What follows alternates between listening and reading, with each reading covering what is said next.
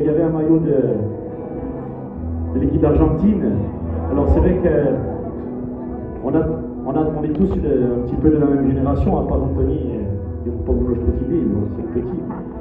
Et effectivement, on a tous été bercés par les exploits en tout genre de Diego Maradona. Alors on avait fait cette chanson, j'espère qu'on lui a pas porté la ligne, parce qu'on avait écrit et composé la chanson avant qu'il ne disparaisse. Donc Tra Passione Miseria, c'est une chanson qui parle aussi de l'espoir que peut susciter le ballon en Amérique du Sud et plus spécifiquement en Argentine pour ces gamins qui grandissent dans la misère. Tra Passione Miseria.